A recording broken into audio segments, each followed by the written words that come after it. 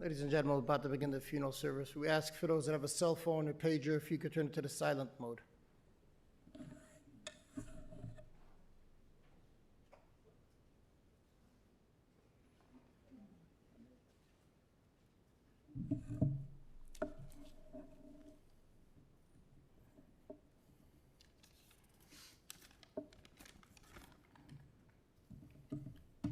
Ashrei Shalei Halach Masas Risham Derech Hamli Amad Moshe Leitzim Liyashav Kim Beseres Adon Chefse Serasa Yagim Melela V'Haya Keitz Shasal Pagim Maimash Apiriyatim Beito Yalei Leba Chol Shasi Etzliach Leichin Rishayim King Moshe Tefena Ruach Hakein Leikum Risham Mishpat Chataim Badas Tzadikim Ki Yedei Adonai Derech Tzadikim V'Derech Risham Teved. We're here to pay a covered Achrin to someone very special and dear to us, Mordechai Menashe ben Avram, a dear friend, Mr. M Samber. Many sitting in the room have so much to say about a person who was all Valabrius, beloved by everybody, the kindest, nicest person, a person who was sensitive, caring, yashrus, honesty, integrity, always besimcha, always happy, always reaching out. What comes to mind today is the Mishnah Sanhedrin says, "V'amech kulam tzadikim." The nation are kulam tzadikim, all tzadikim. Maybe the word tzaddik is the right word. But it continues on the Mishnah saying, Neitzim ata'ai maisei yadai lispar.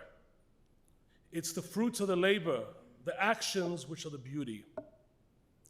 How was a person who at the same time was a very special person, but yet was a successful person in the world of business, an Adam chashuv b'yoseh, an active person? I know in our shul he was president for many years and in many community organizations.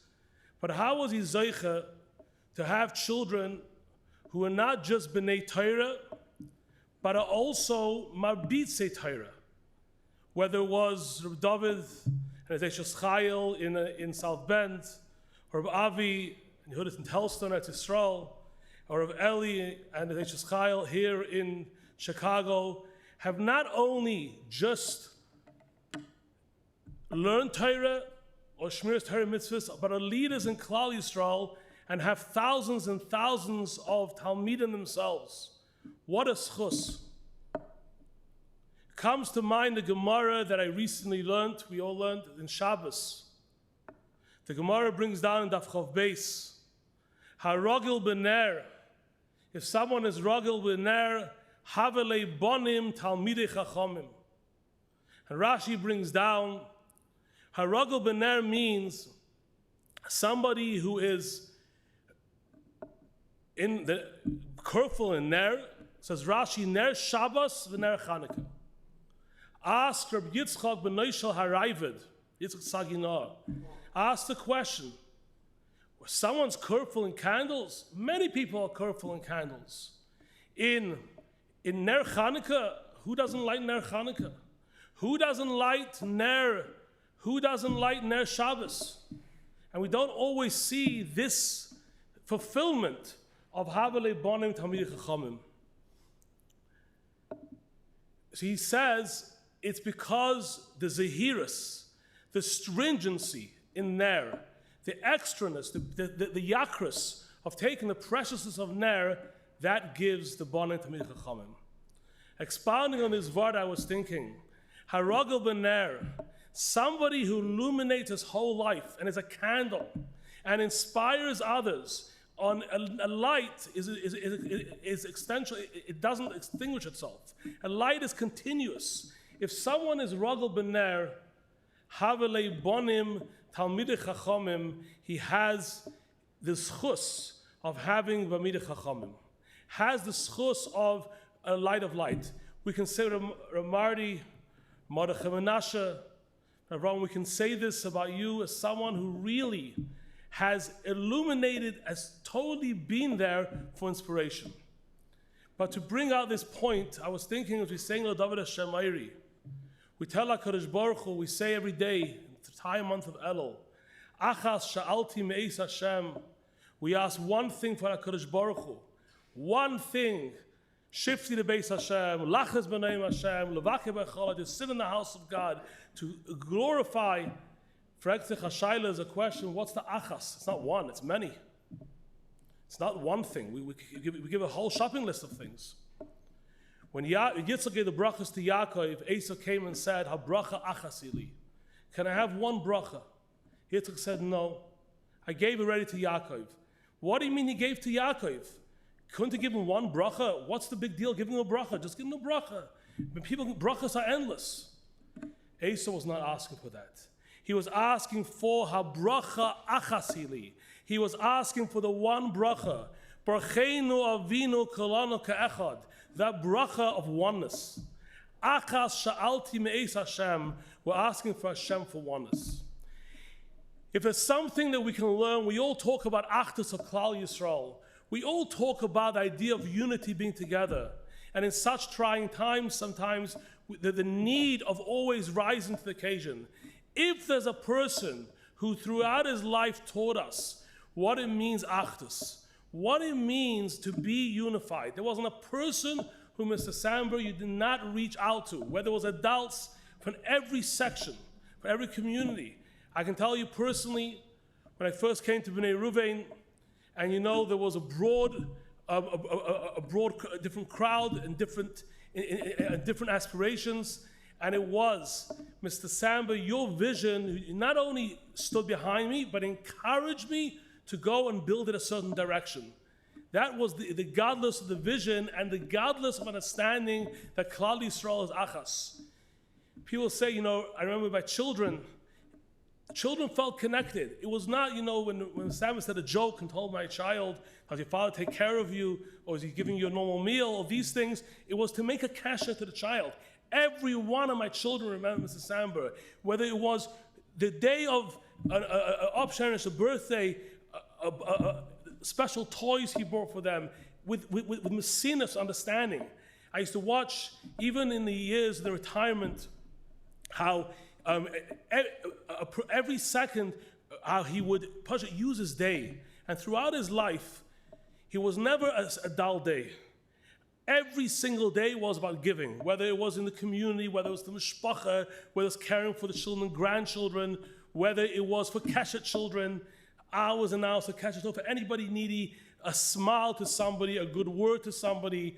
It's throughout his life and throughout his years, in his subsequent, in many years of him together with his different trying moments. And life wasn't always easy, and as he lost his Eishes Chayil and Baruch Hashem found a partner in life who Mamish is like unbelievable. And I want to say is that Esther really was in the trying last years when it wasn't easy for Mari Samber, Pashit and Eishes Chayil, an unbelievable. It's a role model for everybody, what it means, care and concern, and the brachas to you in an unbelievable way.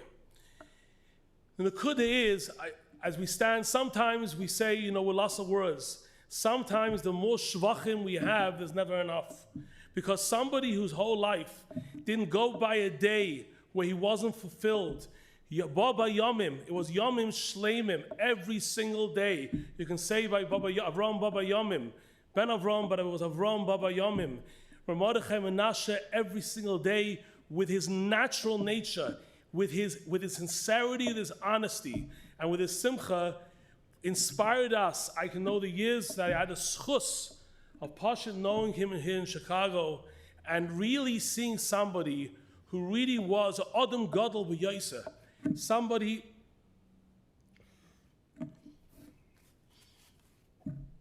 who is a real godless of a person, who's able to raise such a beautiful family, who's able to inspire Talmidim and generations, who's able to have a whole Klal Yisrael never say a bad word for him, because he was always there with a smile, with a positiveness for everybody. It's neshama should have an aliyah, should be a Medes Yosha for all of us. I wish the mishpacha, the achas should continue, the achdus, the beautiful achdus, the family, which Mordechai Menashe raised throughout his lifetime, should be a continued bracha to the family, and the achdus should continue. As we know in Klal Yisrael, there's no question the times we're in now. Mordechai Menashe was one who knows up there with Lamaila in Gan Eden, he will say a good kibbutz, a good joke, something good to make everybody smile. His inyan was to bring Habad Charabonan, to bring Yidden B'Simcha, and to bring Jews happy, and the Neshama should have an aliyah, may the mishpacha know only of simcha and not tsar, and all the goodness and all the continued mitzvahs and ma'asim tovim should be a better. Ubila mavas nesach macha Hashem dimo ba'al kol panim.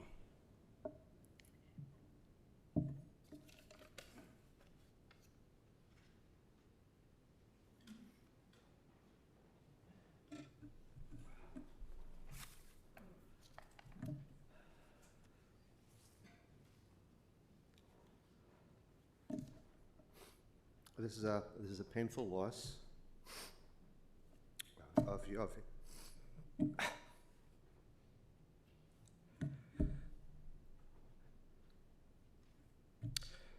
Our father was a multifaceted person, and I am inadequate to capture his totality.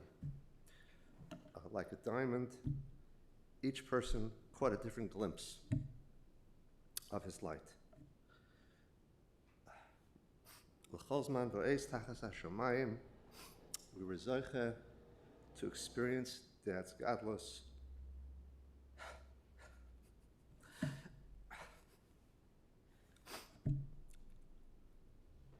In so many ways and at so many stages of our lives.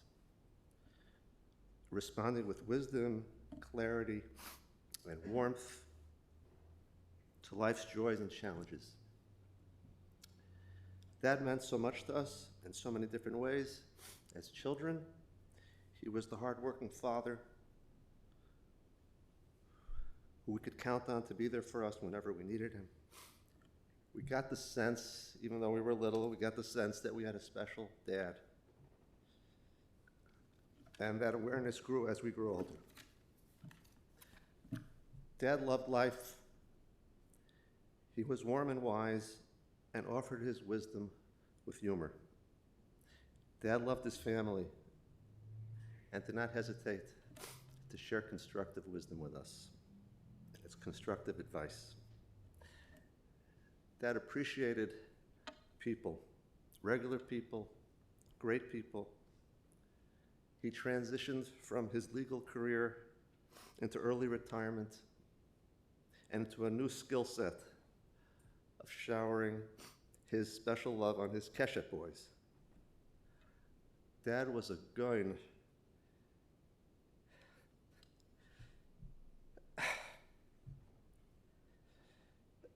At walking into a room, immediately sizing up the situation and reacting appropriately.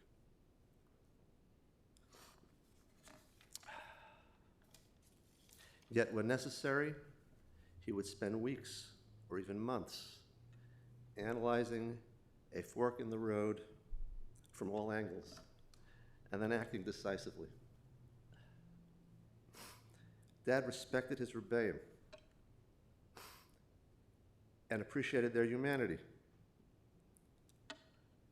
Dad respected success, but didn't flatter it. Dad had both feet firmly planted in the present, but always had an eye on the future. We have much hakaras atov for the warmth and attention that Ima showered on Dad, and for her opening her heart and her home to our family. On a personal note, my family gained so much from the Yom Tovim that we're zocheh to spend with Ima and Dad. We have much hakaras atov to Eli and Huvi for their warmth, caring, and countless hours spent for Dad's benefit during his illness. We have much hakar tov to the wonderful organizations and people of Chicago who gave so generously of their time and talents to Dad. Dad always knew the right time. L'chol zman v'eis, eis melchama, eis shalom.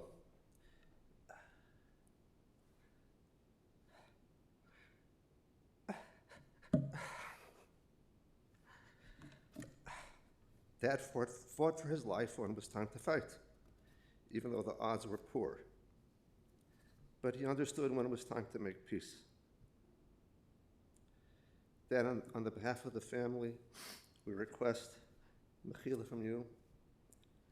You are sorely missed and beloved by all. Bila hamavis lanetzach hamacha Hashem Elokim dima mi'al kol panim.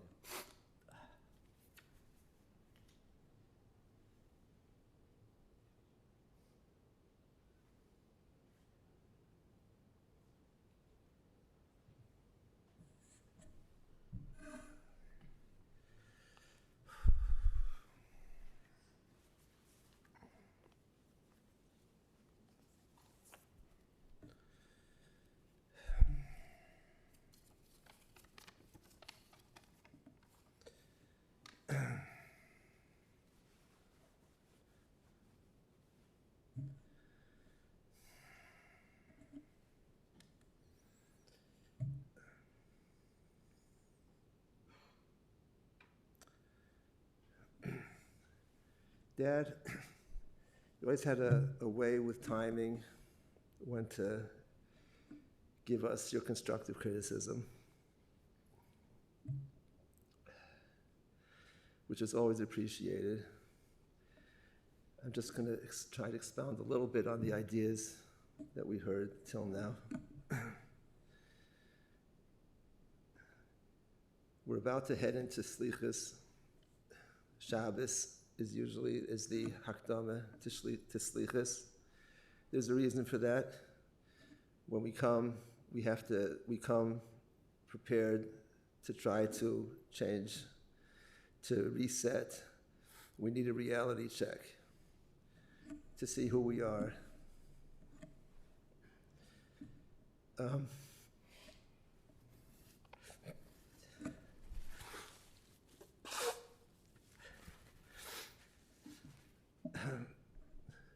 The experience of the last few days was definitely a reality check.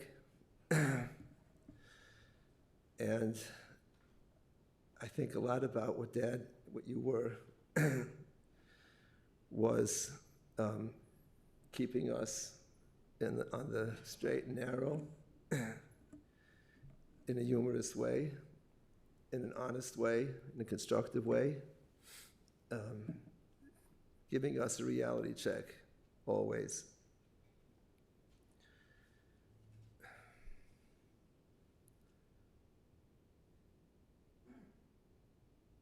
Part of the reality check is always knowing who you are, what you can do, what your strengths are.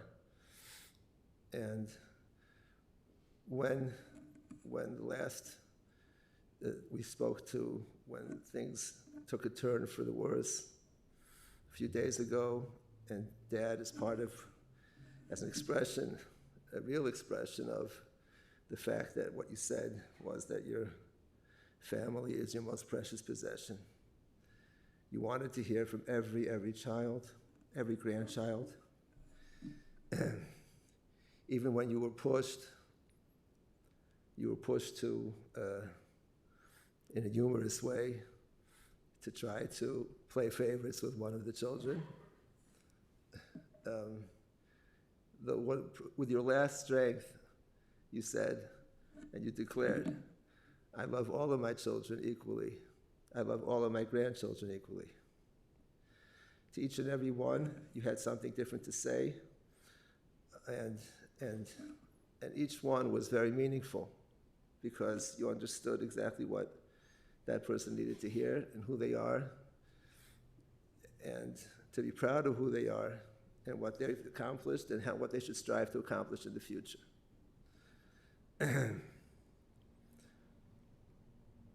we tend to lose sight of these things. We tend to try to emulate other people. It's good to emulate other people, but not at the expense of ourselves. In this week's parasha, this idea comes out. We say, the pasuk says, Baruch atah b'vayecha, Baruch atah b'tzeisecha, and Be'ez Hashem, Dad, you are Baruch. Baruch atah b'vayecha, Rashi says, the same way you came into this world without chet, you should exit this world without chet. That's understood. Later in the parasha, the chelik that we lane quietly, it says, Oror atah b'vayecha, v'oror atah b'tzeisecha. The question is, how could it be? We understand we can be nichnas, we can enter this world without chet, be baruch. How can we enter this world oror? What do we do wrong? The problem is the ata. Very often we forget who the real we, the real us is. And that is where, when we're coming to do tshuva now, and Hashem is giving us a reality check, and Dad you played a great role in giving us this reality check. It says,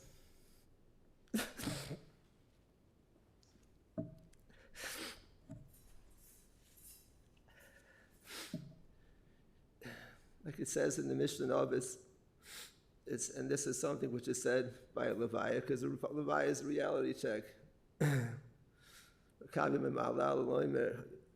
would say,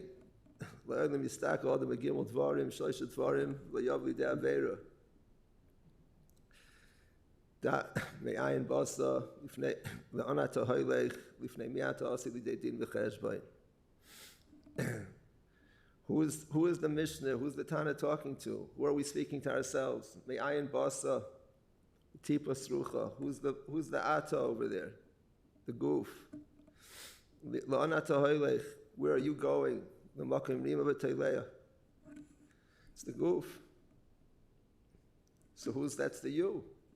But when a person realizes that that's meaningless and that doesn't have any real lasting value, tipa srucha, maybe that wasn't enough. Makom nima teilea, that should knock the lesson home. And then we're ready for lifnei miata asi litedin v'cheshbon. That ata is the neshama. Over the last few years, Dad, you kept on telling us. And we'll see, the years before, it was there, but it didn't come out as clearly. I understand my goof is something which is only temporary. I'm not here forever. What's here forever is the neshama. And that's the real me. The source of chet is when we get confused. Who's the real me?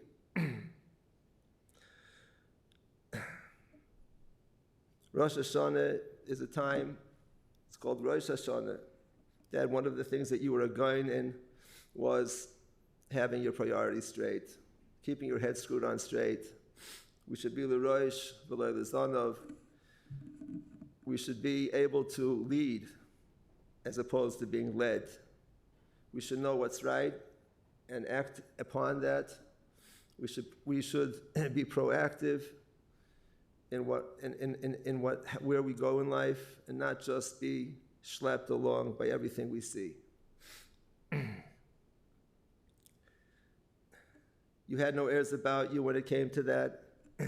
As was mentioned, you were able to shadow. After you retired, you became a shadow at first for young children. You had keshet. How many people do you know who were they graduated tops in their class in NYU Law School? They decided, I'm not going into private practice. I want to have a family. I want to be able to have kesher with my children. How many people like that, when they went into early retirement and their wife is pursuing a career, and they have a child in Eretz Yisrael that had a baby, and they came to be the mother for 3 weeks, to do dishes, and then he went off to Or Sameach to learn. How many people you know would do that? As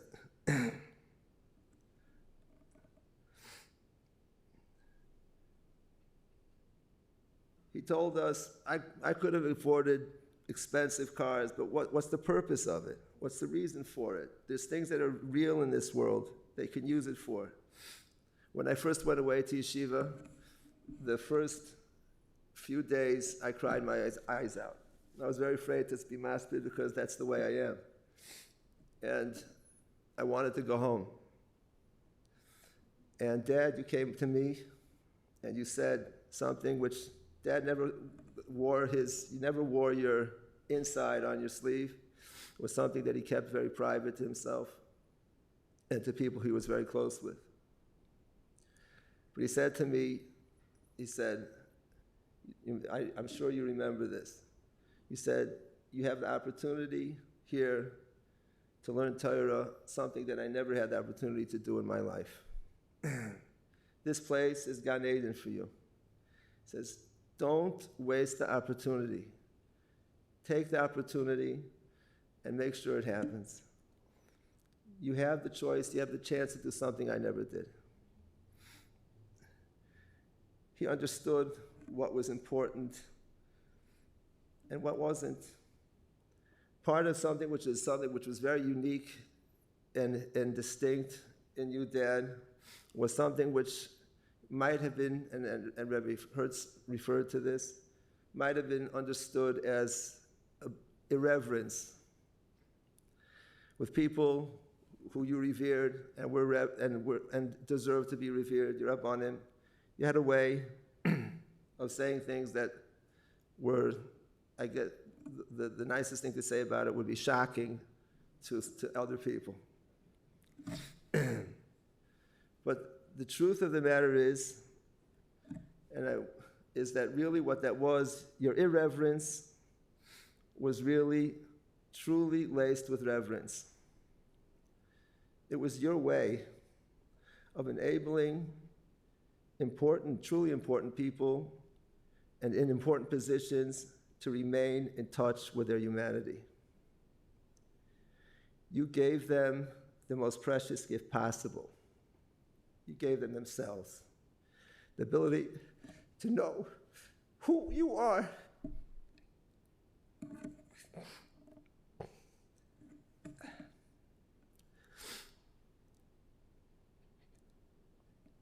There was no such thing as running around old town trying to find a bargain. Why would you waste time and effort and life? So you spend a little bit more money. There was no such thing as when it came to airplane tickets, and there was a question you could save $200 by having a 5-hour layover somewhere. He says, why? He didn't want to much. And when it came to all these types of things, prioritizing what's right, what's wrong. That's all the reality check that you gave us, Dad, and the understanding of priorities, understanding what's important in this world, and we should all be zoche to perpetuate that, that should live on with us always, that example and those ideas. And I want to personally ask Mechila for myself. David asked for the whole family, but for myself, I definitely have many things I have to ask Mechila for, whether it had to do with your own personal, your COVID, whether I caused you agmas nefesh. I want to ask Mechila. And I want to also personally thank Ima once again for being shetiyeh bria, that she should be, continue to be able to do all the wonderful things that she does, and thank her for allowing us to bask in the shade of her eshel that she spread over Dad's home and gave him simcha, not only the last difficult years, but the years before that would have been very difficult for him without her. And you infused simcha and chiyus into his life. And I want to thank you for that. And once again, we should be zoiche that Dad, your memory should live on with us and all the lessons that you gave us. Bila movis lenetzach u'mocha Hashem Elokim dimo me'al kol panim.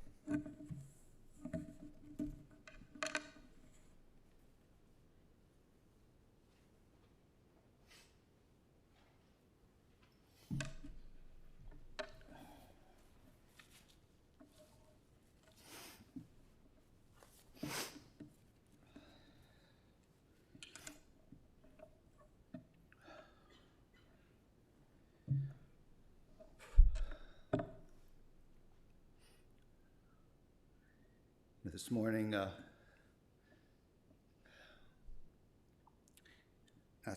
allowed to daven.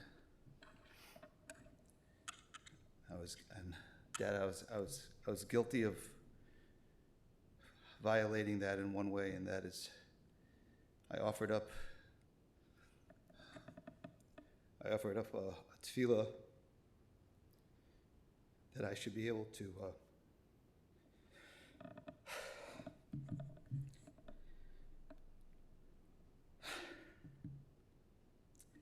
give you your proper kavod.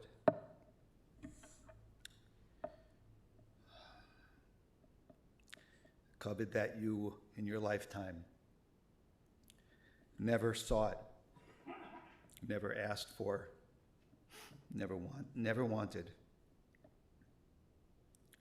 It's long overdue.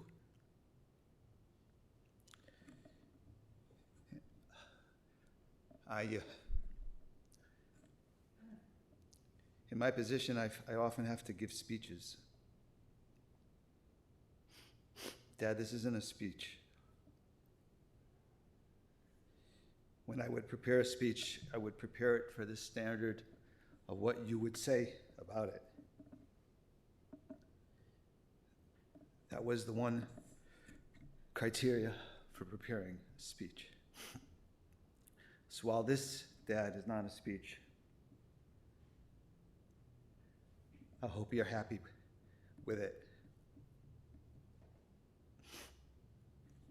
A lot has been said about you, Dad, already today. The first thing that comes to anybody's mind about you who knew you well, was your humility. You would have been forgiven for having some arrogance. As my brother Avi mentioned, I had no idea that my father was as accomplished as he was, because, Dad, I don't recall you ever speaking about yourself. Not even an occasional drop of any mention of accomplishment. Only stumbling upon a yearbook hidden away in a closet did I discover that you graduated in the top 2% of your law school at NYU, editor of Law Review, chief counsel for the Department of Energy. I had no idea. You just didn't speak about yourself. You would have been allowed a little bit of arrogance. You're a good-looking man, very handsome. I grew up thinking that you were I had such a handsome father.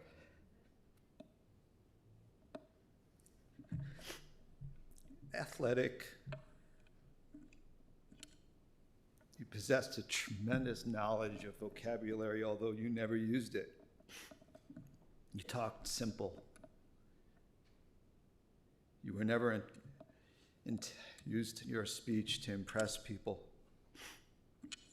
I only knew how strong your vocabulary was when you would let me know that I used it in the wrong way.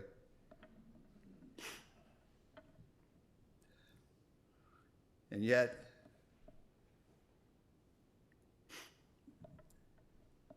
as others have mentioned, who retires from that career and steps right into being a shadow in a classroom? Seeing you with the Keshet boys running your minyan, it came effortlessly to you because they're people, everybody, that's the way you looked at people. You were everybody's friend. Adults, children, externals meant nothing to you. It didn't impress you. Real things impressed you.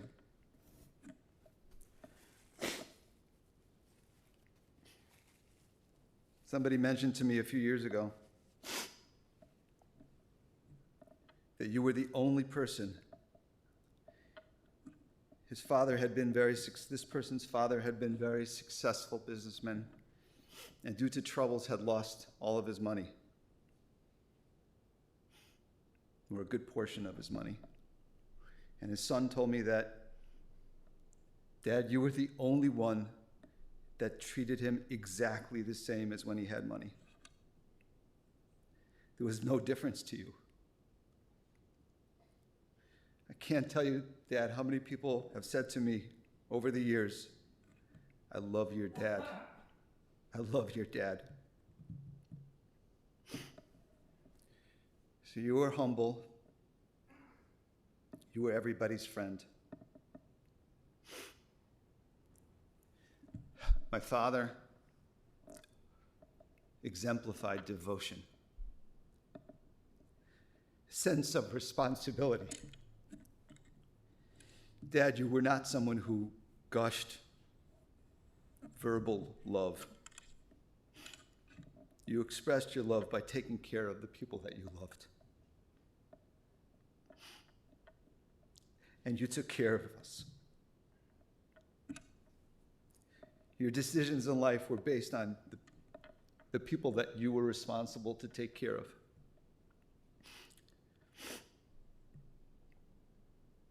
Even your move to Chicago,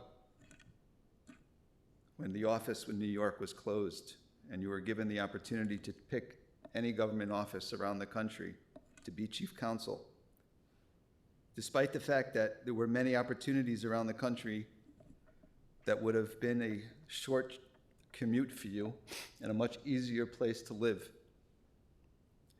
you chose Chicago despite hours of transportation that it would require, both directions to Argonne, Illinois, because of the schools in the city for your children.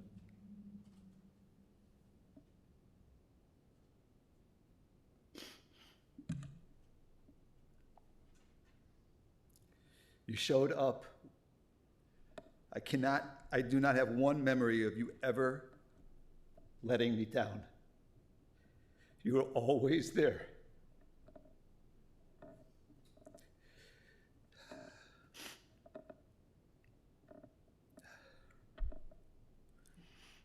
Your instructions to your secretary at work was that if my kids call, no matter what, put them through.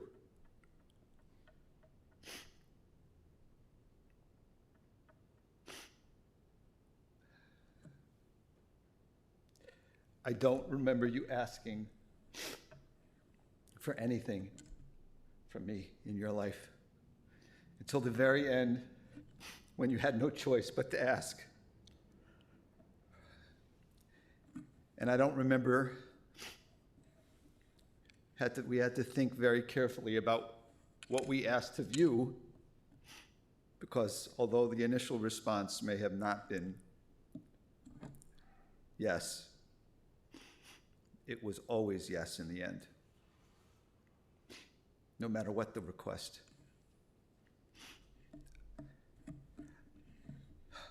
I owe you my life.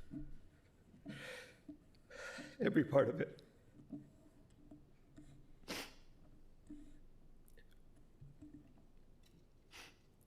Dad, you saw yourself as a member of Ari Crown.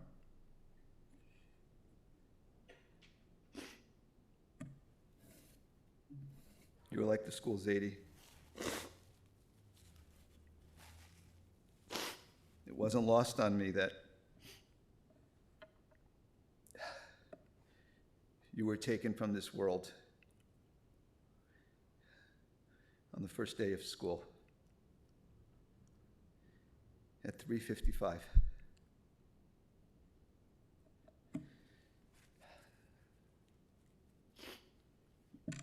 Hashem came and picked you up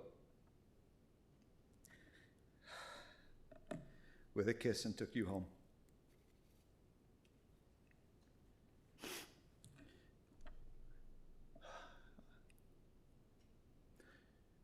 It was with tremendous sense of, it was a schus.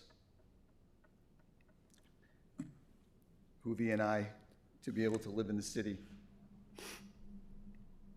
and be here for you in any way that we could. I hope that you're meichel us if we weren't able to fulfill it to the fullest sense. I want to thank all the organizations. I know my father would thank you if he could. Chicago community is incredible.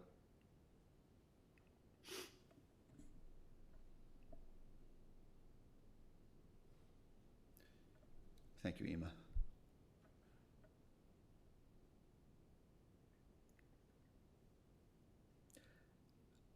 I'm sorry, I'm just holding on for another 3 seconds.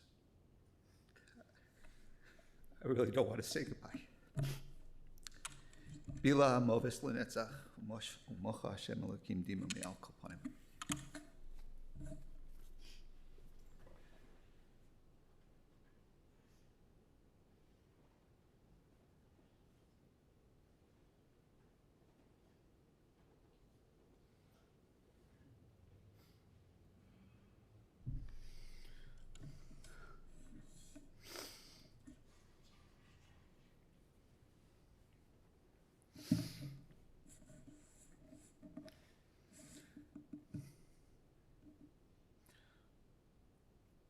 Morai Rabbi say, I stand here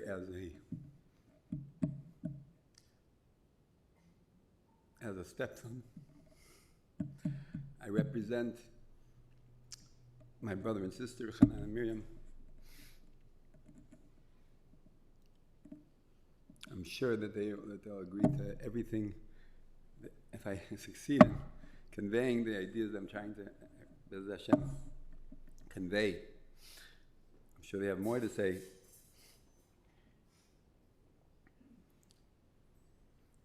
First of all, this week's parsha starts with mitzvahs bikurim. Mitzvahs bikurim. Higadati hayom Hashem Elokecha ki yivasi al haaretz. Rashi says, "Eineni kafui toiva."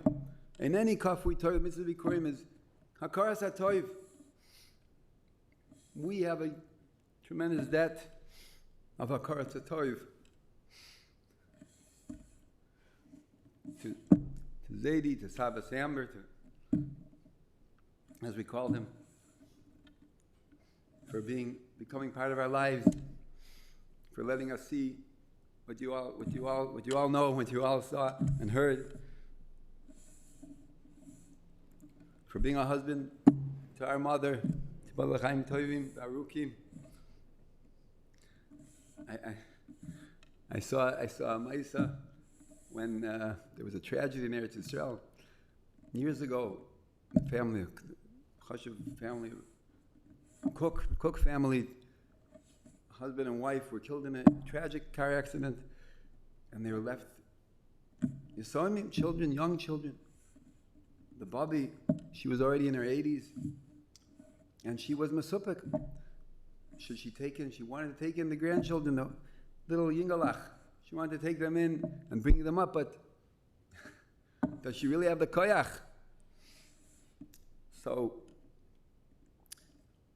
the Nichum Avelim, Rav Shach came to Menachem Avel, and they posed the question to him, and he said, if you're around young people, you stay young. She took the Yingalach in and she stayed young. She stayed young for many years. Saba Samber, you taught us that there are some old people, you stay around them, you get young.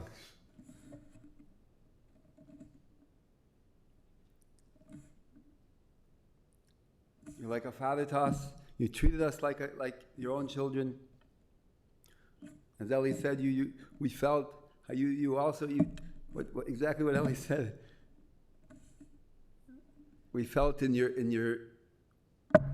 care for us, your desire to take care of us. Maybe me particularly, last 7 years coming back to Chicago to try to support Talmid Chachamim in Eretz Yisrael, and you gave me guidance. You not only did you give me guidance, you gave me encouragement. Not only did you give me encouragement, but you opened doors for me. You opened doors. You said literally to introduce me to people right on the spot. Here, come. I want you to hear. I want you to meet this. Here, come home from Mincha one day. Says I talked to Plony about you, and you should go give him a call. There was one Leil Shabbos coming home from Shul. I remember Zaidi was putting up a fight for me with one of our big Tomchim. Much better than I could have done. I told him, you have to come along to the meeting. For being a grandfather to our children.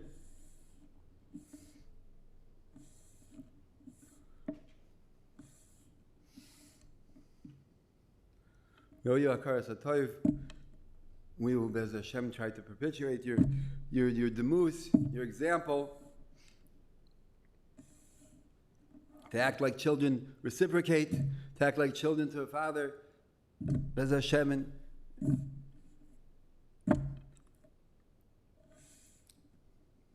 it says, Yasir bin chaviyanichecha, v'yitain ma'adanim u'nafshecha. If you chastise your son, v'yanichecha, they'll leave you. V'yitain ma'adanim u'nafshecha. What does this mean? The Gra says that Yasir bin, even a tzaddik, chas v'sholom, his children are not, he doesn't have menucha.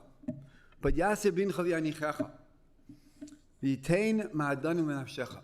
Every ma'aseh tov that a child does is a ma'adan for his father in Gan Eden. It's a ma'adan. He's sending delicacies. Every ma'aseh tov, everything. We'll also try to send you ma'adanim as Hashem. That's as a stepson. I want to, as I said, Dad treated us as children. I want to assume the position of a ben. It says, I have an advantage on the natural banim. It says in the pasuk, Yalucha zar v'lo picha. One should not sing his own praises. There's one shevach of Zaidi, of Saba Samber, that the banim can't say.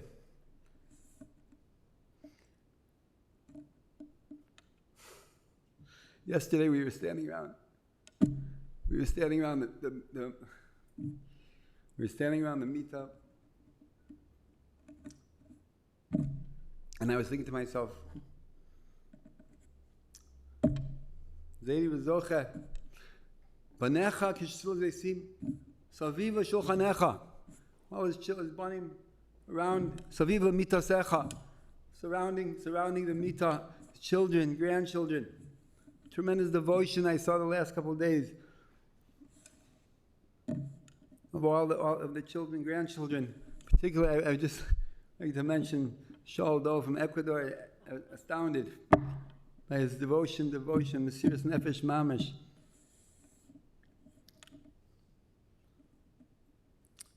Banecha kishsul zeisim saviv l'shulchanecha.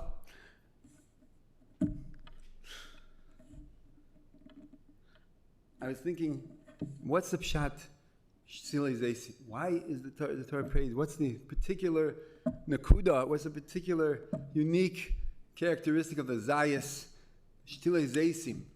That is the praise of the Banim. Banecha Shtile Zaysim. That's the comfort of the father. Banecha Shtile Zaysim. Why not? Tzadik Tamar Yifrach Ke'eraz Dalvon Yisgeh. Tamar, Erez. Why does the Torah specify Kishile Zaysim? I was thinking, Shem Heirein, two points. Well, one. I used to drive from Yerushalayim from Beitar to Yerushalayim every day, and alongside the road there are Zaysim. I'd say Zayis, and there's something unique about the. I'm not a big maven in trees, but what I saw, the Etzei Zayis, the Tamar shoots up straight, stands alone. Tamar stands alone. No one could get near the Tamar. The Erez soars above everyone around him. The Zayis a lot what to offer. But the Zayis branches out to the side. Doesn't raise itself above. Doesn't stand up tall. It branches out to the side. It connects to his fellow Zayis right next to him. It forms like a wall. The Zaysim connect to each other. They form a wall, they form a shelter underneath. Manecha, Kishisile Zaysim, each of the Banim, each one we all know, they all have their special, very special qualities. Each family has its special, unique Samber qualities. But they branch out. They connect. They're all connected. Saviv l'mitasecha. Saviv l'mitasecha. Your banim standing be'ava, be'achdus, the families, such warm connection. Maybe that's also the pshat. The wall that the banim form around their father, protecting him from every types of.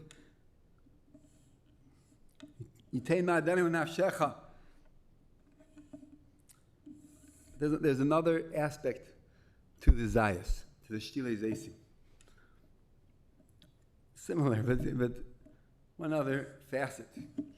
That is, as I said, the Zayas also provides Shem and Zayas. It has a lot to be proud of. A great deal to be proud of.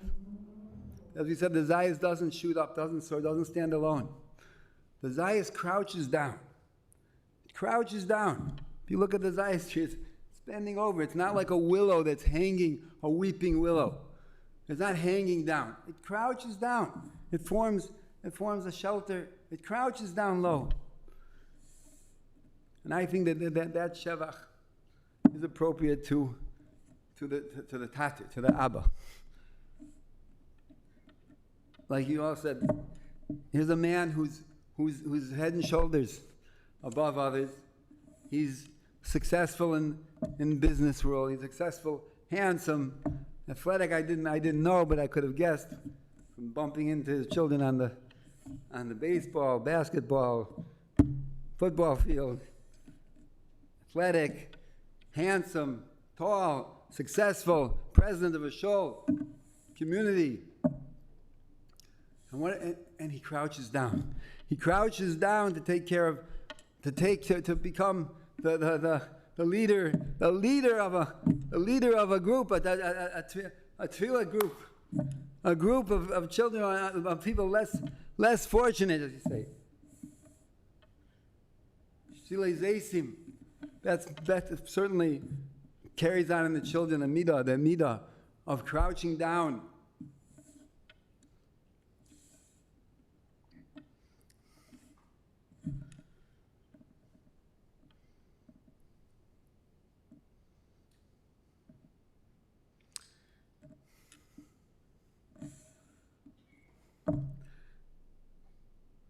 Throughout, we will.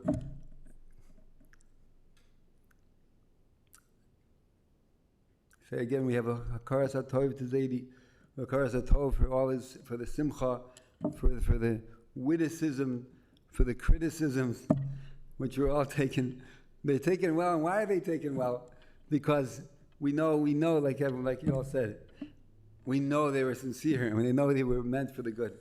I want to just ask Mechila, if we weren't properly mechabed you as a esimecha, or as a adam chashuv that you deserve, the kavod you deserve.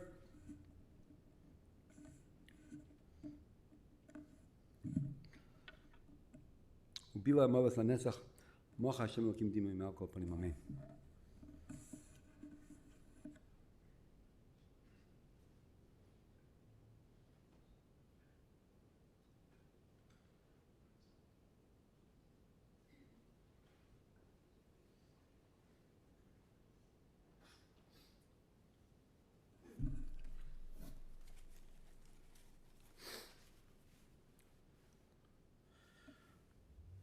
The Indian of a hesped seems to be two parts of the Indian of a hesped.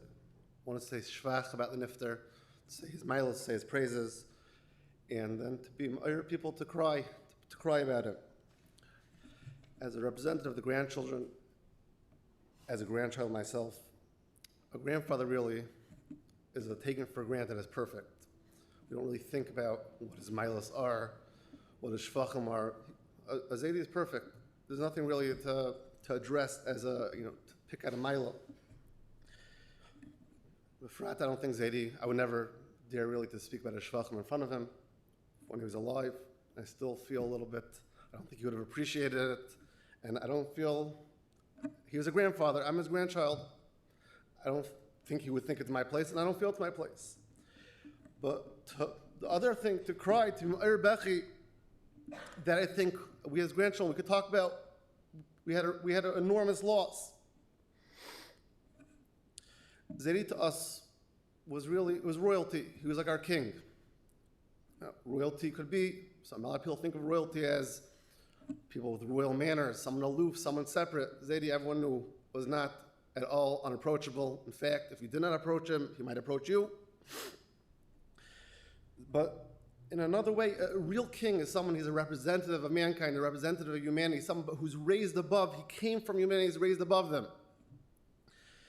Zaidi understood very, very well people. He understood people are fickle. He understood people's nisyanis. People have moods. People are people. But mitaycha being part of humanity, Zaidi was almost raised above. He was able to look back. He was able to look at the perspective of above and look at them even though he was there, mitaych them. And that way he was regal. He was regal that when he dealt with people, Zaidi had an unbelievable read of people's personalities. When a person said something, he knew exactly where they were coming from, what they meant. But Zaidi would never get insulted from someone really, because Zaidi knew that a guy could be in a bad mood. A guy could have a bad day. A guy could be hurting. There's a lot of things that could be going on in a person's life. Zaidi, I think, to the grandchildren was very non-judgmental. He could tell you exactly what you were doing, but you never went back to him and felt that yesterday's story was the way he looked at you today. Because Zaidi understood that people change. He looked at people every day. People go through growth, they go through down parts, they go through up parts, and he really could understand whenever he didn't really talk about people so much, but whenever he talked about an idea about something, he was always able to understand. He would tell me about certain things sometimes. Rosh Hashanah was to be the last 8-9 years here, so I got a little more time to speak to him about things in general. And he always understood. He said, such a thing. If you don't have Yiras Shamayim, that's very understandable. If a person doesn't have Yiras Shamayim, that a person could fall. If a person not from, a person doesn't have Eibusher, it's very understandable. People are people. And he understood that very well. And Mitaycha understand, he really understood his place very, very well. He had very, very, very few, I would think, or any insecurities. He was very, very, very comfortable anywhere he went to be a guest, to be a host, he did not need to be treated in any special way, because he just was very good. He knew what he was supposed to do at what time. And in that Nakuda, Zaidi was very, very generous. But he also had an unbelievable midah. Uncle Ali said maybe this was only the last years of his life that this was negea. Zaidi took extremely, extremely graciously. When a person takes, sometimes it's very hard to take. It represents your neediness. It represents where you're failing, where you're lacking. Zaidi, when he needed something and you gave it to him, it was extremely gracious. He didn't say, "You don't have to do it for me." He never told me. He was very appreciative. He took like he knew someone was a few years ago. Zaidi, I was able to have Zaidi for Shabbos. The one time I was able to get him for Shabbos, and I had to have him wheel to shul. And the person told me that seeing Zaidi wheel to shul, he looked like a king. He looked like a king being pushed. Said he wasn't in any way. It was hard for him to walk at that point. But Zaidi understood that he was gracious. He understood that is his situation at that moment. Zaidi also, in that vein, was very nice. He was not a big Baal Shita. Many people have shitas, they have insecurities, they have things that they have to make. I do it this way, I don't do it this way, this is how it should be done. Zaidi understood all types of people could do things differently. In fact, the way Zaidi was raised and the way probably his friends were, his kids probably turned out very, very different than maybe the way his contemporaries, his colleagues, families turned out. And Zaidi, I would think, that's not regular. But Zaidi didn't have expectations of how a person should be his way or cookie cutter way.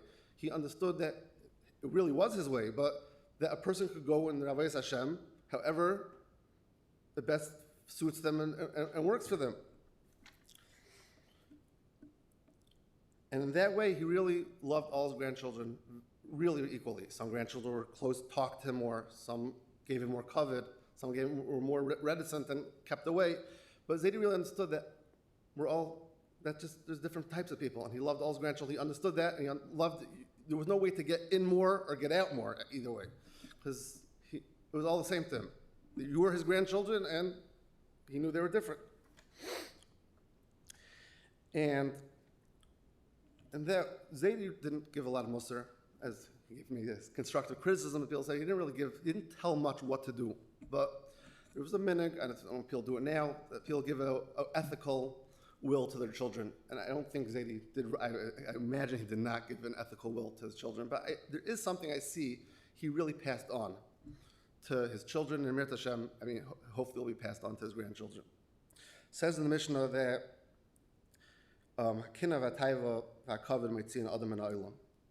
that there are three things that take a person out of this world. Many Farshim say it's talking about this world, the world that we have. It said kina, taiva, and kavod. Kina is wanting what other people have. Taiva is wanting things that aren't yours, that you don't need. And kavod is wanting other people to treat you properly. There might see human olam to live in this world, to be Oved Hashem. These things don't stem because you're running after something that's not yours. Zaidi had no interest in things that weren't his. He actually had no interest in things. Zaidi had very, very little respect for money. He did not respect people. If a person could do good things with it, money to him was a thing, and things were things. He never talked about food. He never talked about cars. That part was not part of his conversation, to ever talk about gashmis and things like that. And that's because he was put in the olam to do something. He had his olam, and his olam was whatever he was given, and was to what he was given, and to serve Hashem in that way. And he was not nimsa from the olam, and the olam could also then mean olam haba. With that, your avodas Hashem comes forth, and you're not holach achar hevel vayabalu. He wasn't muddled. He wasn't confused. He wasn't busy with things that he wasn't supposed to be with. And the avodas Hashem comes, and the mitzvahs come, and the Torah comes. This gushes out because there's a vacuum. There's a vacuum of not being busy. And once you're not vayabalu, once you're not in hevel, then you could just serve Hashem as is. And I feel like he strongly gave that over to the children, just not to be busy with unimportant things. Unimportant things were just to him things. They weren't bad. They weren't good. They were just unimportant. You needed them, use them. If not, not. And on that, you could say that it talks about a hesped called Hamisatzel, the hesped shal adam kasher, kol ha-marid demayis al adam kasher. Zaidi was an adam kasher. Kasher nolash and muksher. He was prepared, because in this world he prepared himself by not just doing what he had in his world. He was prepared to, and therefore he was muksher in this world for his avodah and for his elam hab, for his in Olam Hazeh to do what he was supposed to do, and hopefully in that he's mukshar, he's prepared, he's Adam kosher for Olam Haba. And Zaidi will miss you immensely, and it was a tremendous treat. And treat is not a good word, but it was a tremendous gift that we were able to be with you, our family, and even the grandchildren were able, the great grandchildren were able to get to know you, to have a great grandfather, and to have a grandfather. We had a grandfather here, and he told me Sunday night that all good things have to come to an end, but it was more than a good thing. It was a great thing, and just have to wait for Bilam up. So that's a macha Hashem Dimah Yakopana.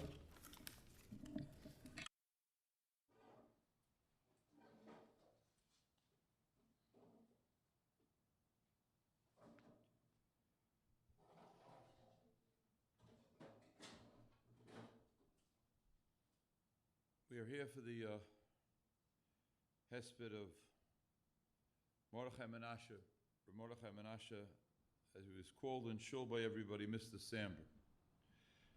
Torah says, "Zeh Sefer told us Adam."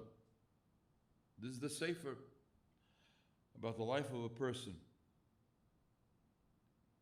Mr. Samber was a sugya, like everybody else, and I'd like to see if we can, as they say in yeshivas, learn up the sugya. I'd like to begin with a question. Mr. Samber came to shul at the age of 76. If a person walks into a shul at the age of 76, how is it that he became friendly with people in their 50s, people in their 40s? This morning in shul, I asked one of my chavrusas who's in his 20s, "Did you know Mr. Samber?" He said, "Of course." I said, "How?" He said, "Through shul. He was my friend." What's the pshat? A person is 76 years old, comes to a shul, and he's matzliach. Some people have shaykhus with people because they're balei derech eretz, or they exude ahava, love. Some people overpower people because they're balei gaiva, they're tough people. Maybe their anger gets people to listen to them. Maybe they're litzonis, they're mockery. And then there is Mr. Samber. Mr. Samber, I don't normally do this, but I want you to be moichel me. For a moment, I would like to give you a title. I don't have a good word in English for it. You were a kibitzer. Light banter, you were a joker. Sometimes there were zingers. Sometimes you would needle people. If you peel back that layer, I believe that one could see that all of those lines and all of those jokes and all of that kibitzing was all the Shem Shemayim. The Mishnah says in Pirkei Avos, the famous Mishnah, Kenei L'cho Chover. What's the purpose of having a friend? It's wonderful to have somebody to play racquetball with you. It's wonderful to have somebody go golfing. It's wonderful to have somebody to go out to eat with. Rabbeinu Yonah does not say that that's the purpose of having a friend. The purpose of having a friend is a person who will tell you when you're not doing the Ratzon Hashem. Not when you're aggravating me. When you're not doing the Ratzon Hashem. And the purpose of friendship is that each one should help the other one stay away from Averis. I don't know if Mr. Samber had this midah in him all his life. What I mean to say is the following. I'm assuming Mr. Samber was a kibbutzer his entire life. You don't fall into kibbutzing at the age of 40. But I want to say something about Mr. Samber. I know Mr. Samber for a very long time. Most people are not aware of that. I know Mr. Samber for more than 45 years. I knew Mr. Samber when I was a bacher. I never came to Chicago, but I met with Mr. Samber. I was a lifeguard in the Catskill Mountains. And I had a learning group. And in that learning group, there was a young boy. We connected. This is during the summer. We connected very strongly. And I suggested to the boy that maybe he leave Chicago and attend the yeshiva on the East Coast. I didn't remember that we went to meet one of my rebbeim to discuss future options. And then I called Mr. Samber. I was this young kid. And I said to him, Mr. Samber, I think your son should leave Chicago and go to yeshiva on the East Coast. I think back to it now, it's like almost borders on ridiculous. But I meant it. And he was masking. I'm not saying in the first conversation he was masking. He was masking. And he sent his son away to yeshiva, followed by his second son, and followed by his third son. It's a mida gedola to be an oiler. That means to grow. As we say in shul, to steig. But it's a much bigger midah to change. And that's so much harder. To change. Mr. Samber had an incredible midah. He was gifted intellectually. He could hear an argument. And he could change. And change to send your children away when they're learning to find yeshiva where you are. Send them 1,000 miles, 800 miles across the country. You see, Mr. Samber, I believe, had a delivery system, which was called kibitzing. And he maintained that delivery system, but he changed. I like to say something else. I think it should be said publicly, even though it's a very difficult thing to say. Second marriages are not easy. They're not easy. And one of the reasons is because there's always change in a second marriage. I had a lot of conversations with Mr. Samber over the years.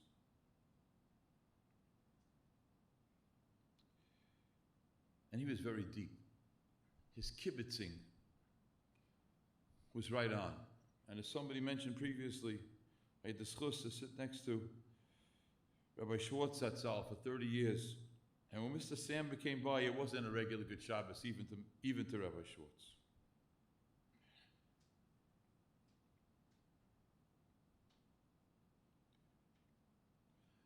Mr. Samber did not only upgrade, Mr. Samber was a game changer. And that's why people appreciated what he said. And that's why everybody related to him. I had a special name for Mr. Samber. I called him my mashgiach. See, a lot of people feel, I'm sorry if, I don't mean to be flippant, a lot of people feel that it's their achrayus to give everybody mussar. I'm not sure where they got that from, but they feel it's their achrayus to make sure to tell everybody when they think they're doing something wrong. And some people feel it's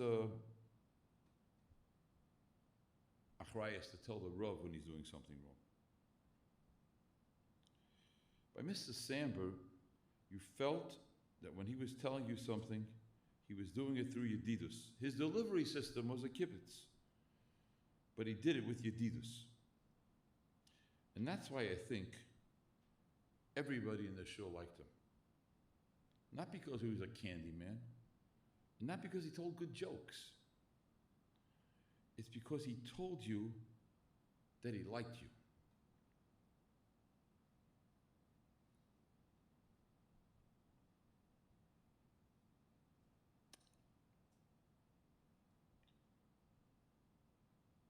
I want to say one more thing, Rabbi Say.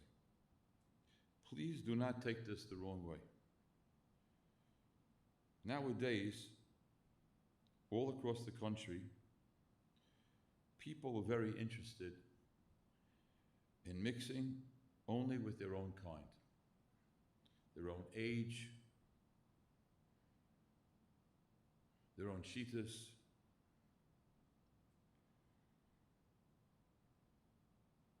Mr. Samber was what a show was all about. Young people, older people. And Mr. Samber was an incredible example, if not a paradigm, of a person who was almost older than everybody in the show, not gained the respect of everybody. He gained the friendship of everybody. I used to think for many years, and I'm saying this not to talk about myself, I want to tell you something that changed in my mind. I used to say for many years that after 120, I can go to Shemayim and I'll be able to say Samber. Maybe I had a yad in the Samber family. But now I want to say that, Mr. Samber, you can go to Shemayim and you can say that you had an effect on the Cohens, on Yeshurun, on Keshet, on Ari Crown, on Chicago, and of course, on the Samber Mishpacha. See, Mr. Samber, I don't know when you did it, but you understood that you have the koyach to deliver real messages in a real way which didn't offend people but motivated people. Most of you know that I just finished Shleishim for my Rebbe.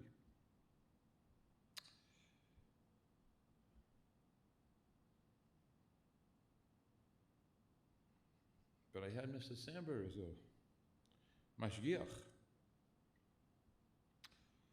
And I don't have that anymore. We have a lot to learn and a lot to think about. Elul is a month in which we try to change. I think Mr. Samber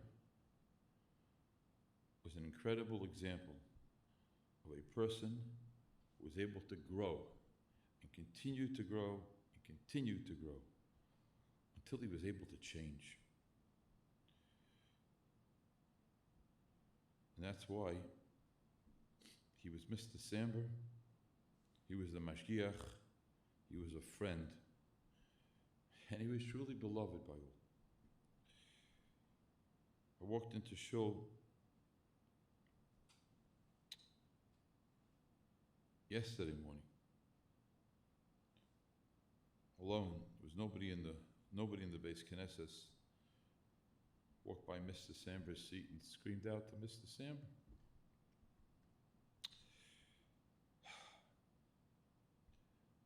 Even though you haven't been in shul in a long time, we connected in many different places over the last year and a half, while you were convalescing in different nursing homes, at home, on the phone. You always said it right. You always made me think, always gave me something to think about. You should be a Melatz Yesher for your family, for my family, for the family of Yeshurun, for the family of Keshet, for the family of Ari Crown, and for the family of Chicago, and of course, for your family. Bilam Ovas Lanetzach, Moch Hashem Dima Me'al Kol Panim.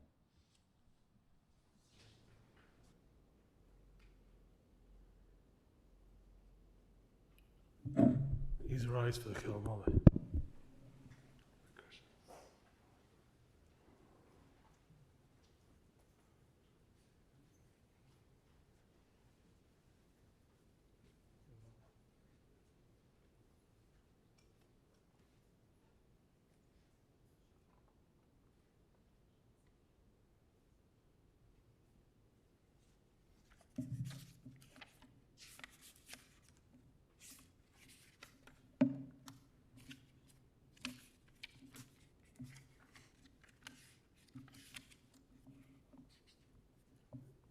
Omel Rachamim, Shoichin Bamroimim, Amseimenu Chonachona, Kanfei Ashchina, V'Malos Kedoshim, Utorim Kizarki, Amazirim, Es Nishmas, Rav Mordechai Menashe ben Avram, Shalach, Uyogamo, Bavur, Shenad V'Tzdaka Baraskaras Nishmaso, V'Gan Eiden Tehei Menuchaso, V'chein Bagarachamim, Yastireo B'Seisek Nafav Uyogami, V'Yisor B'Yisor Chaim Es Nishmaso, Adonai Unachalaso, V'Noach B'Shalom HaMishkavoi, V'Nomar Amen.